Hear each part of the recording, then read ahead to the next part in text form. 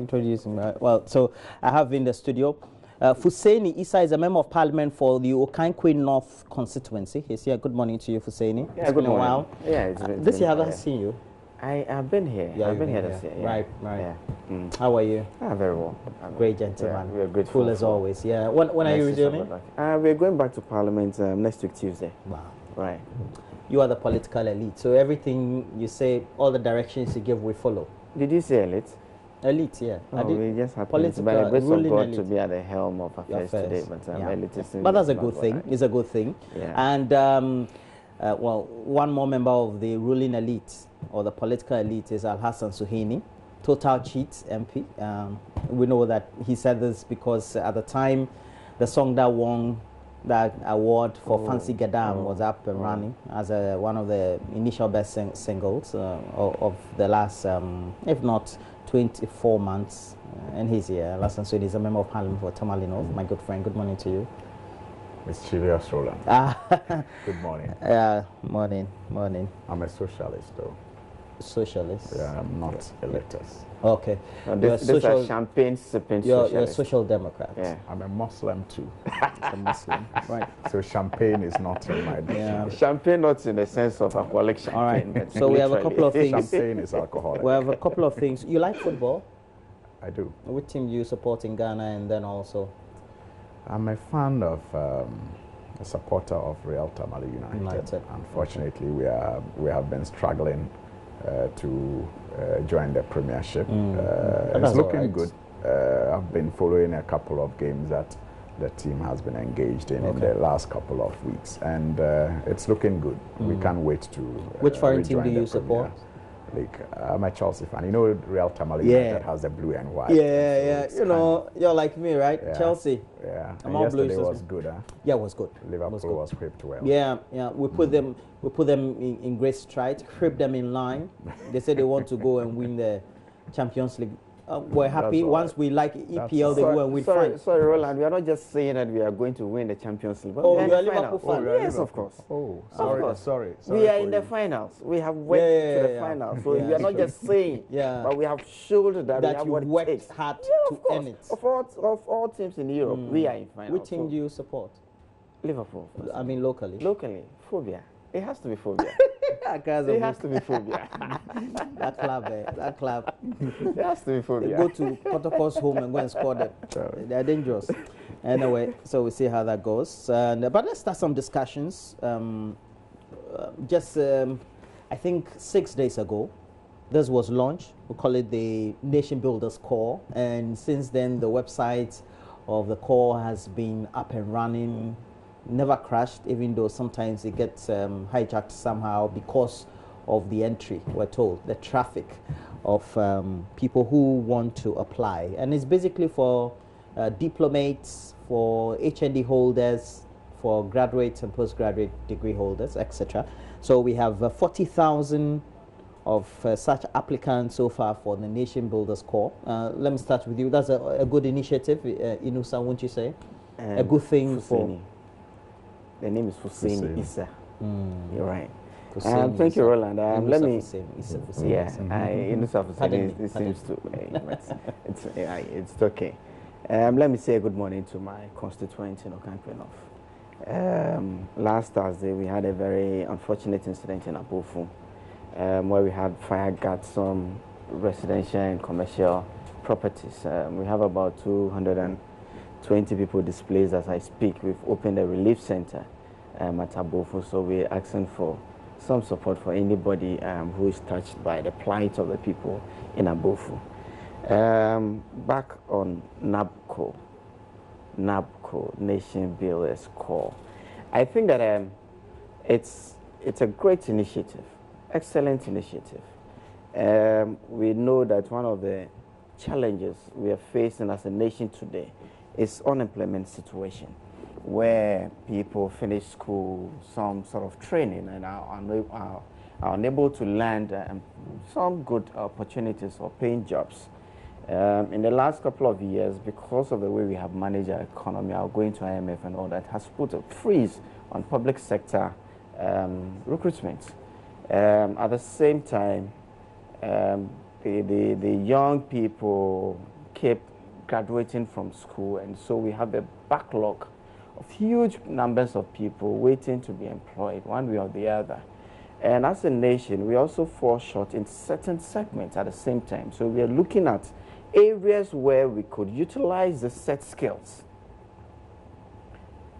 You've completed school. You read, let's say, biochemistry, some science subjects. You're unable to get some paid job, either in the public or private sectors. What prevents you from going to school to impact the knowledge that you have gained into up-and-coming younger ones? So we created models like the Educate Ghana, Heal Ghana. I mean, we have a backlog of nurses, and over the years, 6, 7 years, with no clearance from the finance ministry for them to be engaged in the formal Ghana health system. So it is an avenue for us to take the raw skilled graduates who have no experience whatsoever, give them that exposure over a period of 3 years. By the end of the 3 years, I am sure that they will have been ready to be assimilated or employed into the formal sectors in the very normal sense. So I think it's a great initiative. We're going to do this over the next 3 years, and as we go along, I am sure that it's not going to be so perfect. Like you said, over the last 4 days or so, already 40,000 people have put in applications, and every system that is taking in these large numbers will freeze at a certain time. But as we go along, we are learning as well. So it's a great initiative. I'm sure the graduates have shown. In fact, we have led to this. The announcement of this scheme alone has led to the dissolution of the Unemployed Graduate Association. It is gone. It is gone because we have given them. Some say it was a surrogate of the MPP in campaign or in opposition. So it's just metamorphosed into... A surrogate of the NPP. I'm a member of the NPP. When I take our constitution, I don't see it as an arm of the NPP. Or it's not in the formal sense. So political parties really don't. Put together pressure groups for various causes. Oh, it is for the good and the politics of the time. And at one time we had a CJA. I don't know whether it's going to be resuscitated over time. I have no, but it's normal politicking. But I don't think that this association was a creation of the NPP. They had a specific issue at the time, and that led to them coming together. And this one resolves all their problems. Of course, now they have avenues to be employed. What they were clamoring about is now resolved, or at least they have seen some effort by the central government to resolve the case of the unemployment in the system. So it's all good news. I think that it's one of the game changers in the system. If we are able to create employment, and then we are home and dry, and it's going to be something that the NDC will have to worry about. But we just sit and watch what will happen, right? Well, let's see how it goes. And it also means that, well, the Secretariat now has a budget, 600 million it is, and they have good money or good capital to be able to run this. Great funding. Roland, let me say good morning to our viewers, and let me say assalamu alaikum, special Muslim greetings to all Muslims across the country, and I'm doing so especially because of some tension that is brewing as a result of a development, I think, in the Adenta area. And I want to remind all Muslims that our salutation alone urges us to spread peace, no matter the provocation. No matter the provocation, we should spread peace.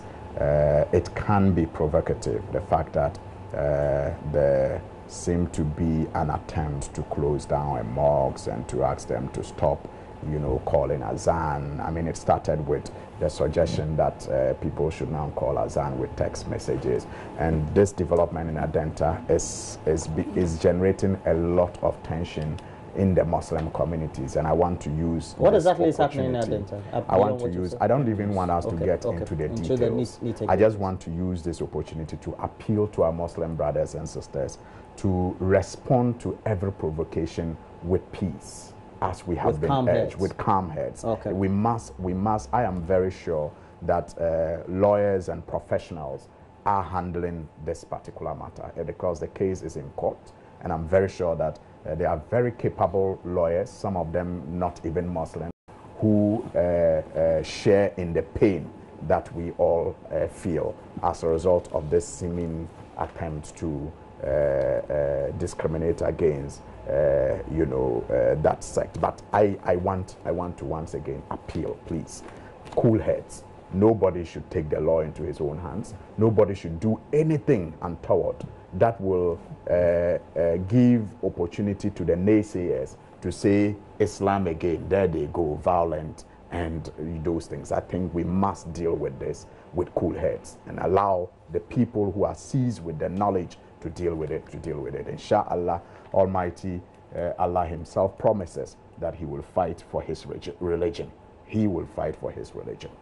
Well, Roland, sorry to break in. If my because you're also a Muslim, I think I'm also a Muslim. To make that appeal. Yes. I have followed the story. Oh, you know the story? I know the story. And last night I spoke to the MC of Adenta on this issue. He's actually. What's the name of the MC of Adenta? Name Moy Adumwa. I spoke to him last night on this issue. Even this morning we've had some WhatsApp messages on it. Exchange on the subject? On the subject. And this subject started in December 2017. Hey. Summons were issued on the 17th of December 2017. You see, honorable. If we want you don't even know where I'm going. No, if we want to get into the details of it, we'll be inflaming passions. Please. Yes, passions, because I'm also a Muslim. Yes, I don't think that you're not more Muslim than I am. Sides. Listen, there are two sides to this matter. I don't want to discuss I don't think you're more Muslim than I am. I think he just Once made you are appealing to our people. Yeah, he just made that. I think that is also in my place. I don't want to associate with any side, but if you bring up a side, I'll be forced to bring another side, which will keep on inflaming passions. Please, my brother. There is a voice message on WhatsApp going around, making the rounds. It is better for all of us. It is coming from the purported owner. So let's calm tensions. Building. Let's not. We don't want the assembly. I mean, there are summons to it. I can give you copies. No, your government is in power. It's in your interest. So I don't think that anybody can claim to be more loving of Muslims than us in government. Okay. I don't think so. I don't think that it's the policy of government to work against Muslims, like our brothers and sisters want to portray. I think what Honorable Suhili that is what they are doing. No, Roland, that is what they are doing. I know what I'm talking about. I'm telling you that I'm also following, and we have a common platform, a Muslim MPs platform, and we know what is happening on it. We know what people are doing. Politics. We know. Of course, religion is bigger than politics. I think that, of course it is. So that is why. That is why we have to stay away from religion when it comes to politics. No, listen. If anybody is inflaming passion, I think I'll say it's you. Oh no, I'm not. Now listen to me. I am not, because when we started the program, we were discussing NAPCOP and we are not discussing the issue happening in Adenta. No, listen. I think that we all go on to programming, and then when he you only started, made an appeal before he wanted to make his submission. Something that happened in your constituency. Then he make a submission. Now it's okay. It's okay.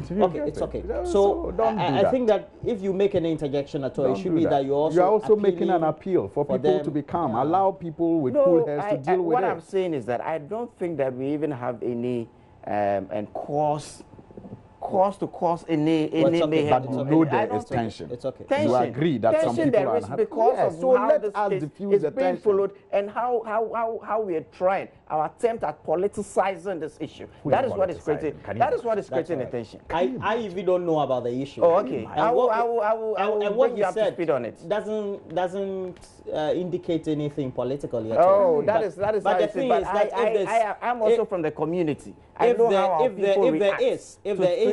there is any disagreement, all that we're calling for is a cool head should prevail. Exactly. That's the most important Nobody is threatened mayhem. Nobody is threatened to go on the street. Nobody is threatened to attack anybody. Continue. So can you continue what's happening? And please don't comment on this. I won't comment on it. You can go on. May Allah subhanahu wa ta'ala guide all of us. Amen.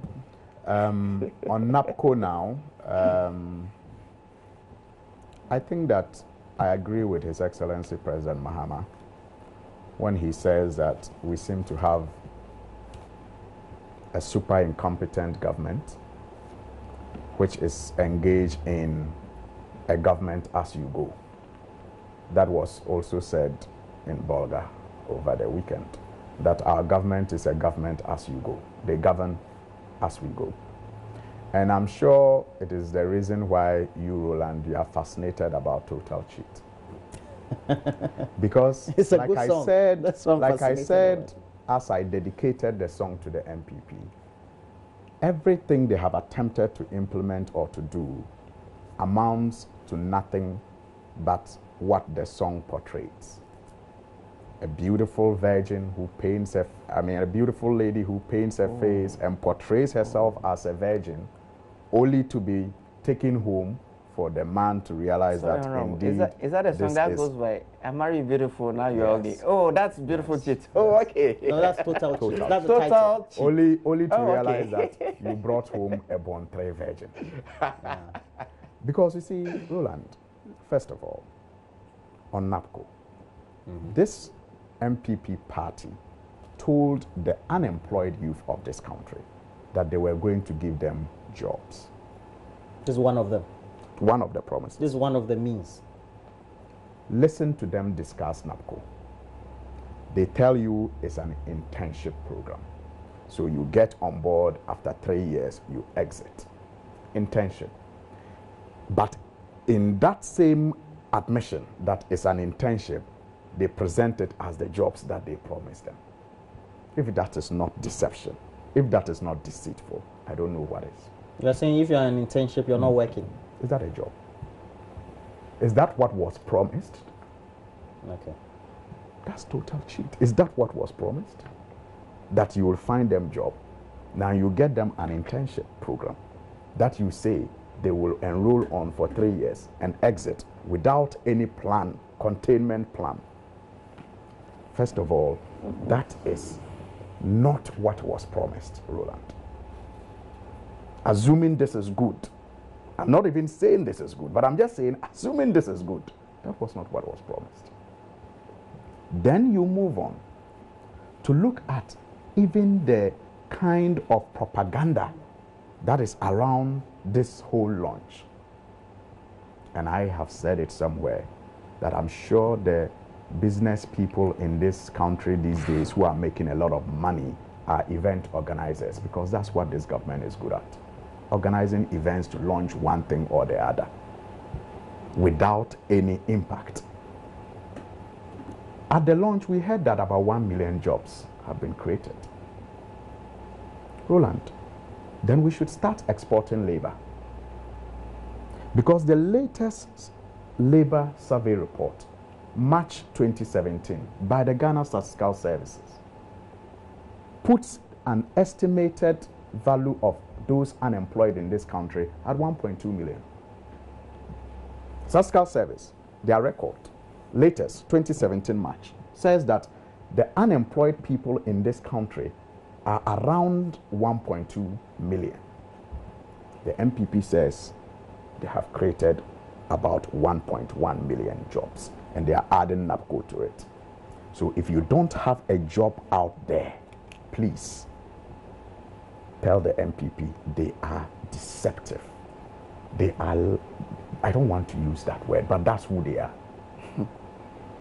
Because, I mean, these are records that you shouldn't toy with, especially when people have completed school over the years and are looking for jobs that they can't find. You don't add salt into injury.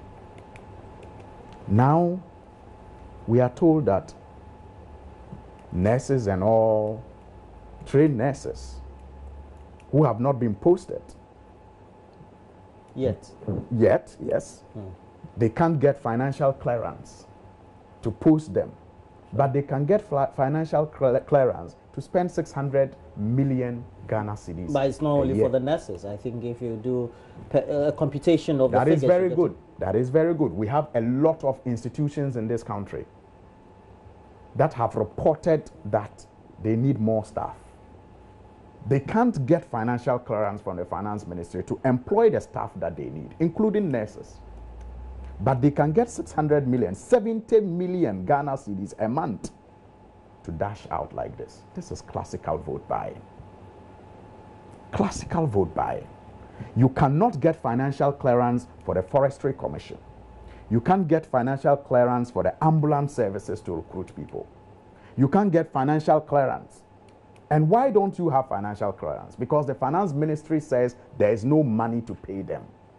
You cannot post nurses because there's no money to pay them. and you can get 70 million Ghana cedis to pay people 700 Ghana cedis, and you are deceiving the nurses to join. And when they join, for that period that they will be on that program, Roland, they are not receiving salaries that their certificates are worth as nurses. Do you understand? Because a nurse, I'm told, can earn around 1,500. So if you got financial clearance and you posted him this year, he would have started enjoying 1,500, not 700.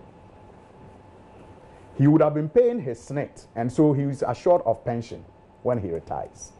Well, this one is only 3 years in waiting. You only have to wait 3 years. All of that, yes, that's what I'm saying. All of that will be denied them. No, there's no assurance that after 3 years you get employment. Don't give it. There's no assurance. It's just that do it after 3 years. When we win the election, we'll know what to do again. Government as you go. Now, Roland, the dangerous aspect of this program is the fact that it is put under the common fund of the district assemblies. There is a directive now to the district assemblies that 40% of the district assembly common fund should go to school feeding. 20% should go to planting for food and jobs. Another 20% should go to NAPCO, and 20% left for physical projects. That's the danger. The assemblies already are cash-strapped. Even with the 100% allocation that usually doesn't even go on time, they are unable to construct the toilets that we need in our communities. They are unable to grade the roads that are deplorable in our communities. Now you are saying that 80% of that inadequate 100% should now be used for all these programs, and only 20% for physical projects. That, I am sure, will not even be able to administratively run their offices, buy fuel and stationery. That is even if the money is regular. Well, it's supposed to be complemented by internally generated funds. As we speak, most of the assemblies run on the common fund. And these allocations and contributions they are making, whichever sectors they are making them, these sectors operate in these districts, municipal areas, as well as the metropolitan areas. So in all, they are contributing to programs that are running in their respective areas. And so adds up to the total development of those areas. I think in my mind's mind, that's what it means. Nobody on the program is going to be given money to grade a road. Nobody on the program is going to be given money to construct toilets. Well, central government also constructs roads, etc. So. Well, but we know what the performance of central government has been over the years. And there's a new government. They've been doing well in respective areas.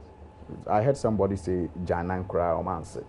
They can't even build one. They don't, even if you go to our district. That's why in Bolga, President Mahama said he begged them. He begged them to complete the roads and the schools that he started and the hospitals that he started. We'll discuss Bolga, so don't take them. Yeah, so I'm just saying, that's why because you are taking me there, that's why he's begging them. If you say they have been doing well, I'm saying that's why he's begging them. No, that's what you say. You said, they have been doing well in those areas. So you like no, and I'm saying that if they have been doing well, President Mahama won't be begging them to complete the projects, not yet on the schools, the hospitals, and then the roads that he started for the benefit of the people. Please wrap up so that you see, I am saying that, Roland, we have to be careful in this country. Playing politics with our development will eventually come back to haunt all of us. We cautioned. The people of Ghana somehow trusted those lofty promises. Right. But we knew they were nothing but deceitful. Right. And time is vindicating us all. And Fuseni, over the last, I would say 2 or 3 days, I've been on social media especially, and we've had varied commentary on NAPCO. Yeah. And it's from maybe people who are journalists, sometimes political commentators, and just even so-called neutrals. Because I always say even some of the neutrals are not even neutral. Now, but the worry is that we have existing institutions which could run this program. For example, we were told when the GDAS scandal came and Ketsi Manasi Azuria Awene, who is here with us, we got to know all the things that transpired. one of the arguments that were made was that when the program started, and I remember it started during the Kufuor administration, then NYEP, it was with no regulation, no legislation, no foundational structure and guideline by which people could report and be audited, etc. Now, if we have 600 million Ghana cedis sitting at a project office at the presidency, while we have a regulated institution like, let's say, what's the name now? Youth Employment the Agency. Youth Employment Agency, which already runs a quasi program of the sort. Well, if it's for non-graduate or non-skilled, then this one could just be another department or project office under JIDA or under YEA for graduates. To me, it made sense that way when I was reading them. But those are not my views. What would you say to this? And maybe another Roland, one, just before, so that he can respond to it, please. Oh, just, are you now no, there? no, I just want to give another example. Apart from youth employment, do you know that, yes, youth enterprise support was for graduates But who had business. They have changed business entrepreneurial skills. Yeah, They changed it to national whatever So then, entrepreneurs project. Now, when the president relaunched it, do you know how much he gave that institution? 40 million Ghana cedis. Now, I know people who have enrolled on YES have set up, what do you call it, fashion, shops, and have employed their colleagues to now work for them for not more than, I think, 100,000 Ghana cedis, because that institution couldn't give them more than 100,000 Ghana cedis. Can you imagine if we gave the 70 million a month that we are going to dash away to the National Entrepreneurs Project and request the graduates to go there for more funds, the jobs it would have created? I think this is policy, and it's like it's been described. It's an intervention to actually address a specific need that we have as a country. YEA has a mandate to do something specific. This NABCO is targeted at unemployed graduates. And if you look at the modules, we were looking at specific set skills, be it Revenue Ghana, be it Educate Ghana, whatever. So it is a specific intervention, and it shouldn't necessarily be banded together with YEA. When we are able to assess its impact and compare it to where we have come from, the learnings from YEA, we will be able to get to where such so-called neutrals are arguing at. But I don't think that we are totally losing sight over what they are saying. With time, we will get there. But even before I address that issue, when the NDC is talking about us not giving clearance to certain institutions to be able to employ a typical nurse who earn about 1,500, and somebody is being asked to. Look, let's not forget where we have come from. Let's not forget where the NDC left us as a country. Let's not forget. At the time we took over the reins of government, 3 line items spent all our revenue. We all know the 3 line items are public sector wages, our debt repayment, and statutory funds. There was nothing left. Hence, I heard the former president speaking about the capping and realignment act that was passed in Parliament last year. If we didn't do that, we wouldn't get anything to bring up, any innovation to do anything new that was going to actually resolve the challenges we had as a nation. Because a nation can run like that on autopilot, where every revenue that comes, we pay this 3 line items, and that's it. And so if we continue the way we were under the NDC, where public sector employment has been frozen over the years. What's the difference now? What's the difference now? We are giving those who have been waiting, the nurses who have been waiting 5, 6, 7 years to be employed are going to get an opportunity under the NABCO program. They wouldn't have to wait another 5 years to get the opportunity to work with the Ghana Health Service. The graduates that the NDC couldn't give clearance to. It's akin to you going to the source of the river you muddy it, and then you come downstream, and then you ask that what happened to the river. Who caused this? Who caused this backlog of nurses to be at home without getting clearance to be employed by the Ghana Health Service? We are addressing a specific need as a country. We know that there are multiple graduates, thousands and thousands of them, who are sitting at home. We are giving them an opportunity to go back. We say we are taking the raw skills. Give them the opportunity. Somebody is employed, somebody is engaged by Enterprise Ghana. He gets the opportunity to work with a private sector firm. Over time, who knows, after 3 years, he might even be ready. As an intern. But paid by... Why not? Oh, after 3 years, he probably would even be able to set up on his own. After 3 years, if he goes to the same scheme that the honorable member is referring to, he will be able to get funding to start his own. I think that this is an excellent thing. I know that it's going to give the NDC some sleepless nights and something to worry about. Already, my honorable friend is describing as a vote buying. What is vote buying about this? When we are addressing a specific need that we have, you are thinking politics. We should move away from thinking from one election to the other election and think about resolving. But he says exactly this is what it is. That's his opinion. It's been targeted. We have how many years to the election? 2 years. I am looking at it otherwise. So he's saying that by 2020, you tell the people there's even 1 more year left. So if you want a continuation, then you vote for us. We are doing this. That's 100,000 votes assured. We are rolling this over 3 years. Over 3 years, and fortunately or unfortunately, it's going to go beyond the electoral cycle. But it is not our target. For I'm telling you that the target of the NPP is to ensure that that specific unemployment graduate issue, challenge that we have as a nation, we have to find a resolution to it. And this is one of the numerous interventions that the government is rolling out to ensure that we are able to tackle these issues. And there's no money syndrome. Look, from where we took over the reins of this country, let's not forget, 15, 16 months ago, where we were as a country, public sector employment had been frozen over the years. Nurses had been back home, had been home without getting clearance for them to be employed. 6, 7, 8 years. Now they have an opportunity. You want to read politics into it? We will continue to do this program. You mean nurses were home for 6, 7, 8 years? Oh yes, I know nurses who went to private schools who have been home 6 years without being enrolled. Right now they have an opportunity. And somebody's crying wolf? I don't think so. I think that it's a game changer. I think we are doing the right thing. I think we are bringing in the right interventions to ensure that this specific challenge is addressed. Roland, just a quick one.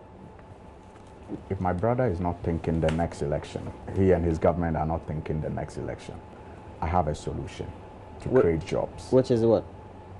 They should pay contractors with the money they are going to give to these people. They will just put money in the hands of contractors? No. Doesn't mean ultimately... No. The ultimately will translate into creation of more jobs. Let me finish. Please the contractors have employed people that they pay. The contractors have engineers on their payroll. Do you know that?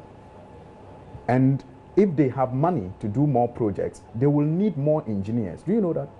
And there are graduates from the universities who have engineering certificates that are not employed. Roland, they should give mean the engineers in Ghana who are not employed? Yes. Fresh? Yes. Wow. Yes. Oh, there's so many. There are so many of them. We get CVs. We get CVs because they all didn't the time. they didn't have opportunity to now be Roland, employed under the Roland, DVLA. I know they need staff, more staff. They want clearance from the finance ministry. Let them give the money to DVLA to recruit permanent jobs. And when graduates are going to be available to work for DVLA, they're still going to be available to work for DVLA. You see, so as internship, they are still going to contribute. They are still going to be productive. The Forestry Commission, I know they need staff. They have sought clearance. Give them the clearance to give the people the job. They are going to have a pool of graduates to recruit from. Land Commission. They are going to have a pool of graduates. We are digitizing the system. It is one of the models we are running. And the hospitals. They need nurses to be posted to them. Of course, give them clearance and give them jobs. The hospitals are going to get nurses that is building the nation beyond elections. The hospitals are going to get their nurses. DVLA is going to get to where there is no, my brother, let's not, people won't hear us. Where there is no regulation, nobody is regulating this amount of money that is going to be pushed to the office of the president. no regulation, no legislation. Now we are told 40,000 have applied. How do we even justify that? Remember those names under the youth employment? How do we even know if people are not just inflating the figures? So the money is moved to them, and that is why we had youth employment crisis. You remember I said it here last week. And that's because you see, that is what no proper means of verification. And so when the system is set up in the way that it is set up, the government in future that wants to correct it may become consumed like youth employment did by that same rot that was planted. Because you set up youth employment without any structures. So even when things went wrong, you could not, it was difficult to hold people responsible because there was no legislation. People just picked their friends who managed their shops and appointed them regional accountants because there was no regulation as to how to choose a regional accountant. So if such a person went to fail in his duties, you had no law to take such a person to court to prosecute. And that's why many people went free. Now we are setting up another faulty institution. And if you are not careful...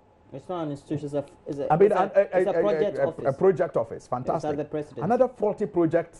We are setting up another faulty project. Why? And if you are not careful, when a future government says that, wait a minute, this is not set up well, let's put it on hold. Let's go to Parliament. Let's get the right procedures put in place. That government may be seen to be the bad government. When indeed it is that government. And you're saying that would be your government. I'm not saying that. We have spoken on that issue. It could be the same government, you never know. We haven't overlooked that. We have spoken on that issue, how to actually let's build this nation and that is what we are going to do. All right. There's going to be verification. And so but I can assure my honorable friend that DVLA are going to get the people they need with the right set of skills to help them do whatever they want to do. They launch free SHS. When we ask them about policy, they tell you, they tell the policy will come. Teachers. So that is... So they will reply. That's why you take a They launch free SHS. When you ask, they say the policy will come later. Government as you go. They launch the policy will come later. Government as you go. Upper East region was a venue for the NDC's Unity Walk. And of course, we had great highlights, great speech. And we have great headlines coming from that event for the newspapers and the various portals this morning. So we'll give you a gist of what really happened, and then we'll come back, we'll discuss the issues as, again, enumerated by the former President John Dramani Mahama. Key party members, mainly from the Upper East region, joined the Saturday morning walk in Bolgatanga. Former Interior Minister Mark Wuyongo, former MP for Nabdam Moses Asaga, former Bongo MP Albert Abongo, Bolga Central MP Isaac Adongo, among others, took part in the walk aimed at uniting the NDC for the 2020 general elections. The walk started from the Ramsey Park through the main streets to the Bolgatanga Sports Stadium, all the way to the Bolgatanga Hospital area, through the main Bolga Tamale Road and back to the Ramsey Park. Addressing party supporters after the walk, former President John Dramani Mahama did not mince words in his attack on the NPP government. For him, the NPP is currently doing the same things it used to criticize him for a while he was in office. When we're in government, they say, oh, the size of government is too high. You must reduce the size of government. Then when they come into government and they appoint 110 ministers, 998 staffers, then they say, oh, it's not about quantity, it's about quality. Who determines quality? The fact that you're president does not mean you must load your government with your relatives. Former President Mahama also accused the NPP of failing to deliver on key campaign promises and thereby bringing untold hardship to Ghanaians. 1 million, one constituency. Now they say one ambulance, one district. One blood, one drone.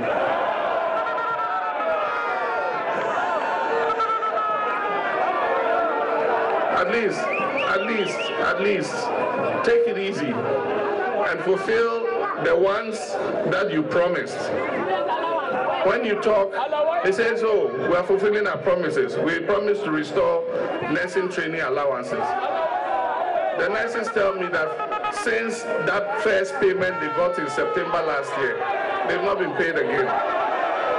He told party faithfuls about his future in the NDC party. As I said before, I did not want my decision whether to run or not to run to affect the reorganization of the party. Now that we've finished the branch reorganization and I can see that the reorganization of the party is well on track, then probably the time is arriving where I need to make a decision so that the party can have a clear focus on how it is moving forward towards 2020. Albert Sori's report for Joy News.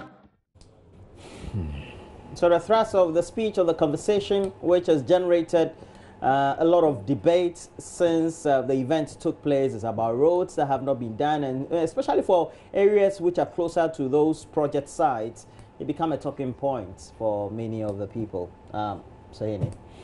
Yeah, it looks like the former president is bent on making sure that he makes the government unpopular.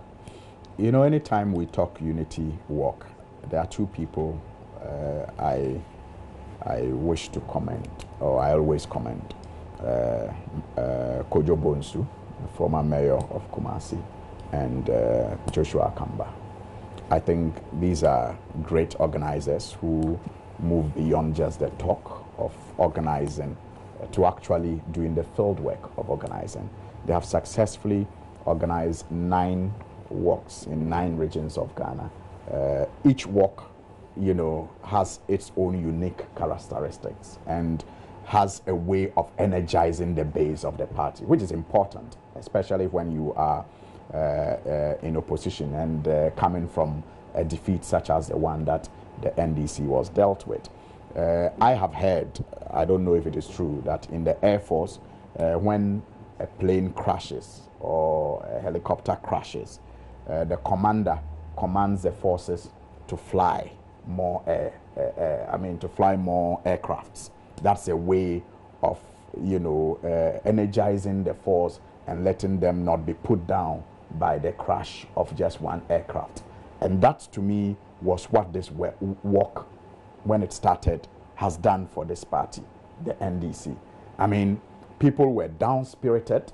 Some couldn't even wear the NDC colors anymore. They took it off their vehicles. They did not know what the future of the party was going to be like until these two gentlemen, together with others, decided that we needed to still fly the NDC flag high, no matter how bad our defeat was.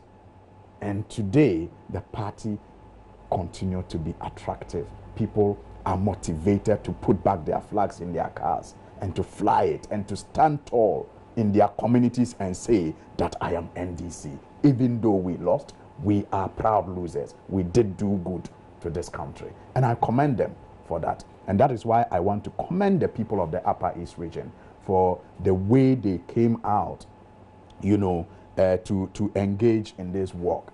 And, you know, sometimes when you are part of the work, Roland, it's not even about the numbers. It's about the energy. It's about the excitement that the people feel, the camaraderie, like the comradeship that people share, the hugs. That is what is exciting for me about these walks. The former president said a couple of things that are worth reflecting on. The fact that when he spoke of the issue of Galamsey and how, as president, he did not even, you know, exclude himself. He said, as president, I used the military and it didn't work. And so we started a new program that is at the Minerals Commission. So this government should not repeat the mistake of using the military because it won't work. They should go to the Minerals Commission and pick the document that we prepared, the program that we were trying to roll out before we lost the election. And then you say, hey, hell should break loose. I mean, all kinds of unprintable words against him. And he says, oh, really? You criticize me. I took your criticisms in good faith. I never insulted you. So why am I criticizing you today and you can't take it? I think that is worth reflecting on. A true leader must be able to have his focus. And it is not just those ministers, the president's ministers who were engaged in this.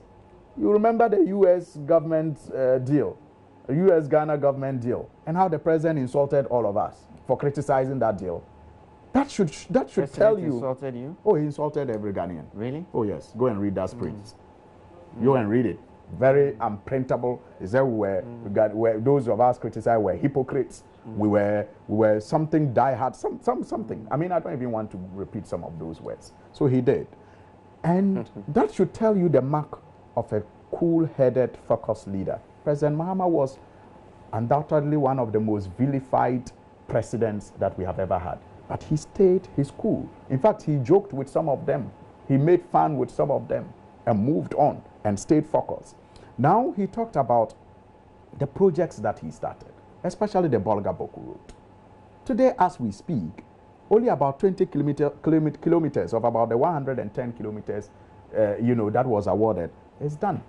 And even that is not finished. The contractor have had to withdraw the equipment from site. Imagine the number of jobs that construction created around the area. Today, all of that gone. The road not done. The contractor out of sight. And he's saying, please, that is a very, very important economic road. Please finish it. The Eastern Corridor. Roland, the Eastern Corridor Road is one of the most economically viable roads in this country. It was started. It was slow. People complained, but at least it was ongoing. This government have stopped it.